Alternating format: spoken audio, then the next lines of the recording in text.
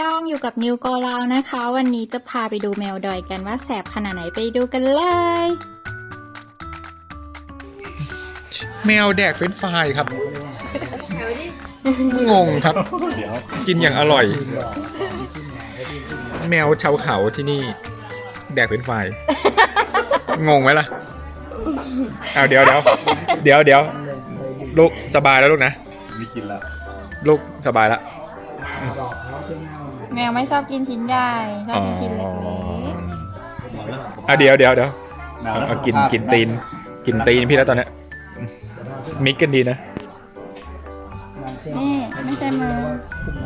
หงายหลังมาไว้ข้างล่าง ล็อกเยอะน่ารัก เหมือนแบบกินแบบครับกิน ค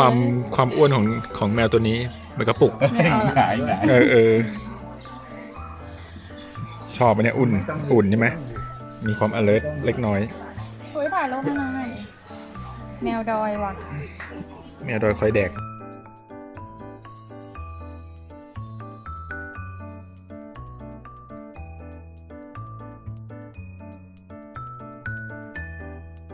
แอะ ดูแมวดิแมวดอยเป็นแมว อยากกินเค้กกับลูกนี่ใส่นี่นี่ เมียวเดี๋ยวมันมี กินปะ เฮ้ยแมวกินเค้กช็อกโกแลตเฮ้ยแมวกินช็อกโกแลตไม่ได้นะแม่ อ้าว หายละถ้ามันกินแค่นั้นละ เนาะ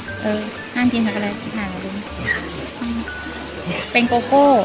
ไม่ใช่ช็อกโกแลตหรอกเป็นโกโก้ อ๋อโกโก้ อืม ไม่เป็นไรวะ แต่อันเนี้ยเป็นช็อกโกแลตอันเนี้ยโกโก้ แมวกินช็อกโกแลตแมวกินเค้กว่ะ ไม่แมวกินเป็นป่ะ แมวกินเค้กว่ะ ดูทำหน้า ไอ้ใหญ่ไอ้กินไม่ได้นะจริงๆ เดี๋ยวพี่เสียสละให้ก็ได้เสียสละช้อนให้สุดท้ายแล้ว นี่มันจะได้เหรอช็อกโก้ ได้ เดี๋ยวแม่งตายห่างขึ้นมา นี่อยู่นี่ มันหวานก็หวานบ้าหรือเปล่า อันนี้นี่อยู่นี่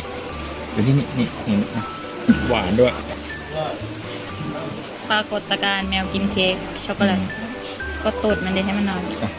นอนโอเค พี่ชื่อว่าช็อกโก้แล้วกัน เพราะว่ามันกินเค้กช็อกโก้ เดี๋ยว ชื่อช็อกโก้นะช็อกโก้กินเค้กช็อกโก้ จะสภาพแล้วมันอยากกินอีกนะเนี่ยพอแล้ว เป้าหมายของเขา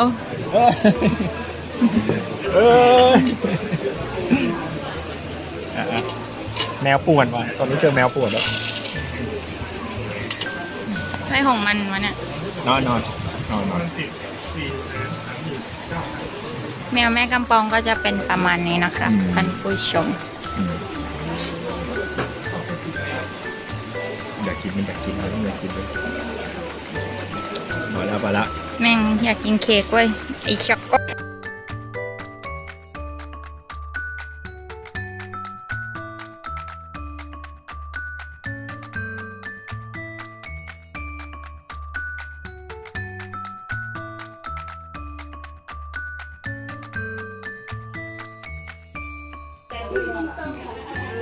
ห้ามกิน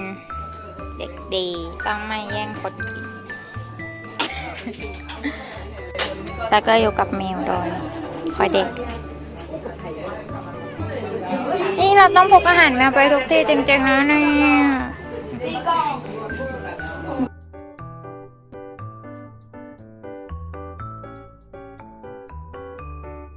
มันกลัวว่าเราจะตีไว้นี่เดี๋ยวมันจะปีนขึ้นมาเนี่ยมันก็หลับตาจ้ะมันไม่ได้แสงแดดจ้านะมันจะกินไก่ดูถ้ามันไม่ปีนก็ลืมตาหน้าเหมือนหมดอารมณ์ในชีวิตมาก